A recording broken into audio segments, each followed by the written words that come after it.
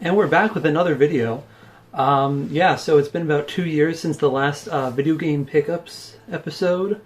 I am still gonna make music. A lot of people ask me, actually all the time, if I'm working on music.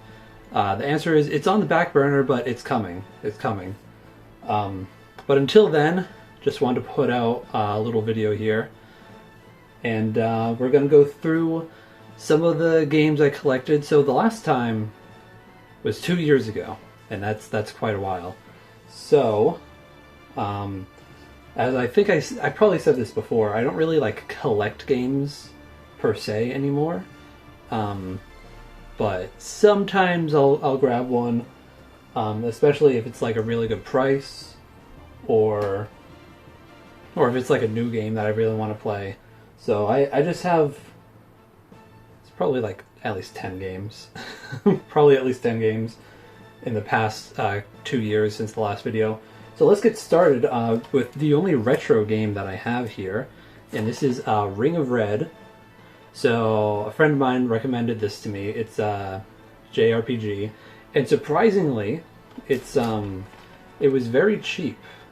It was $50, and $50 is not a lot for a retro RPG. So, yeah, there we go. I bought a few games for the Switch. Whoop, the pile is falling over. Firstly, I got Astral Chain. It was only $35, and normally it's supposed to be $60. I haven't played it yet, but I've heard very good things about Astral Chain. So, yeah. I was surprised to see it was $35, because you open it up and, like, you know, it's in good condition. The case is in good condition.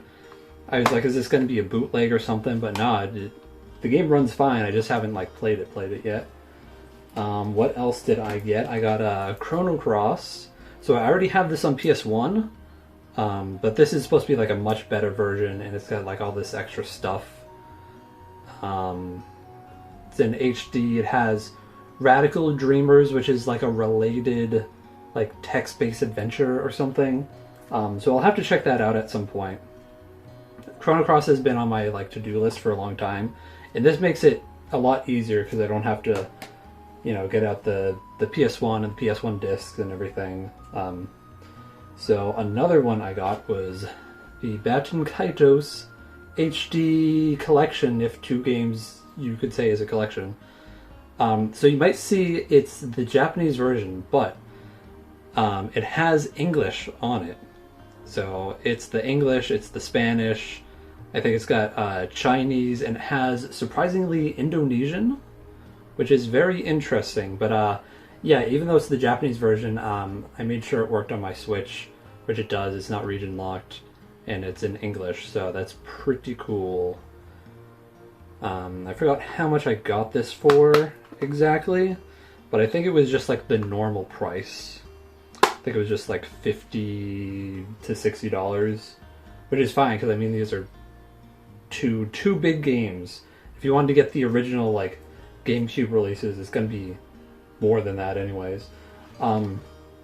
Speaking of GameCube games, another remaster remake. We got Paper Mario: The Thousand Year Door. Absolute nostalgia. I'm so happy that they came out with this and that I have it. I didn't finish the remake. I finished the original, of course. But the remake, remaster, it's kind of like somewhere in between. Yeah, they did a pretty great job. I got like 3 chapters in before I moved on to something else, like a brand new game that I hadn't played at all. So yeah, very cool. I hear there's some cool like hidden extra stuff that they added. I'll have to get around to that at some point. And of course, another remaster, but this one's a really big deal. This is Xenoblade Chronicles X. And yeah, the thing about this is the original game on the Wii U did not have an ending. It didn't have an ending, which is just the dumbest thing I've ever heard. Like it stops pretty abruptly. Like there's a final boss, and there's a final boss theme that plays, and it's really good. But the problem is, like, you don't get any answers to anything. It feels very sudden. But this time around, they fixed the story. It has a proper ending now. It explains just about everything. And also they fixed a lot of the gameplay mechanics, which, not that they were like bad in the first place. They were really good, but they made it even better. So I would 100% recommend this game.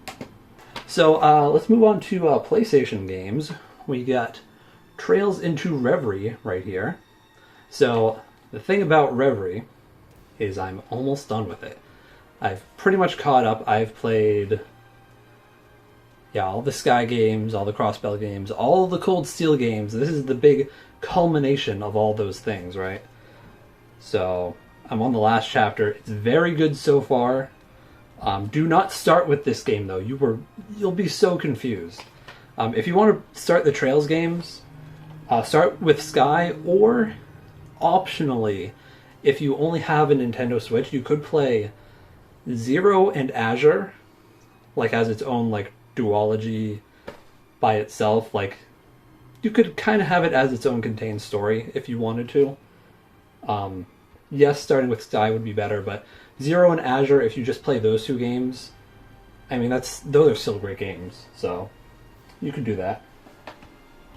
And then while we're here and talking about this, I have Daybreak 1 and 2. I already know, right? I already know that I want to play these.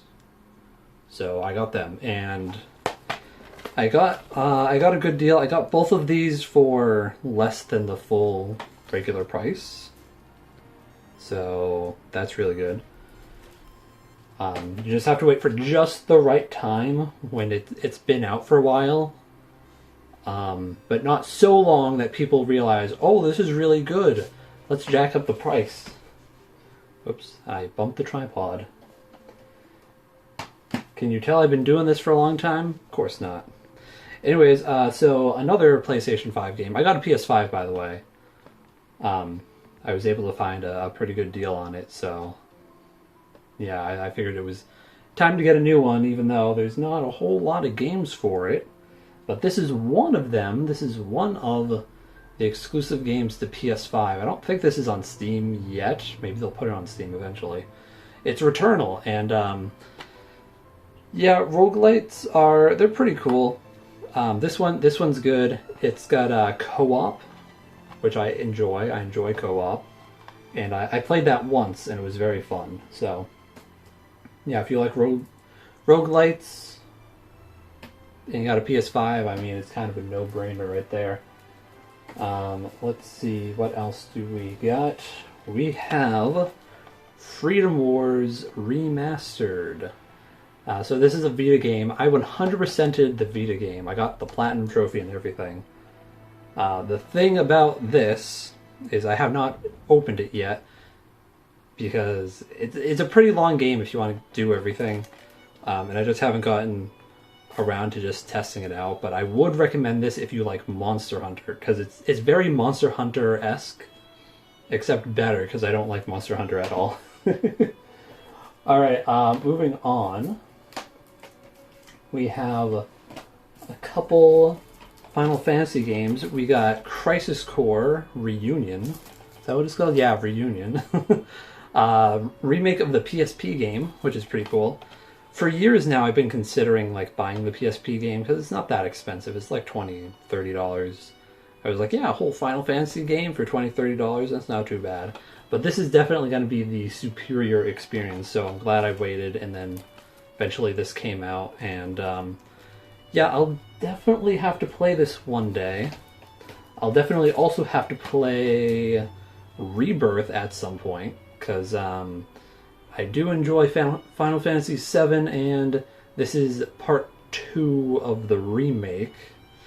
I think they're going to do 3 parts, so there's going to be like a third part, and that's going to be the big finale thing. I think that's what their plan is. I don't think they're going to split it into 4. That sounds like pretty unnecessary. Alright, and so our final game is actually Dragon Ball Sparking Zero. Ooh. So, yeah, it's a little nostalgic because it's a sequel to Budokai Tenkaichi, that whole thing. technically, it's always been called sparking in Japan, I believe. But they decided, let's just call it the same thing in America now. So that's pretty cool. Yeah, I play like halfway through the story. It's pretty good. It's pretty good. I haven't had time to go through the entire story or anything, but good enough. You know, I had plenty of the fun. So yeah. And while we're here, I bought some anime Blu-rays. I'll just show those off real quick because it's fun and cool and such. So I got one of my favorite anime from way back in the day. It's Kenichi the Mightiest Disciple. I got season 1 and 2 on Blu-ray, and they've been like remastered and everything. They're in HD, very awesome. And I got, these are the 11 extra episodes. So this is a big deal. So like 10 years after the show, they were like, yeah, here's 11 extra episodes. It's basically a season 3. There are some audio issues. I guess the original audio was lost. So it sounds like a little muffled, but otherwise, you know, it's pretty cool. They got the all the original English voice actors. I don't think I heard any of them that were recast. I think they got every single English voice actor from the original dub, and they got them back for this one, like at least 10 years later, which is very cool. Yeah, I ended up getting a lot of like retro kind of anime that's like at least 15 years old, if not 20 or 30 years old. I got Bubblegum Crisis. I've heard many good things about Bubblegum Crisis. I've heard it's really good. I haven't heard anything negative about it.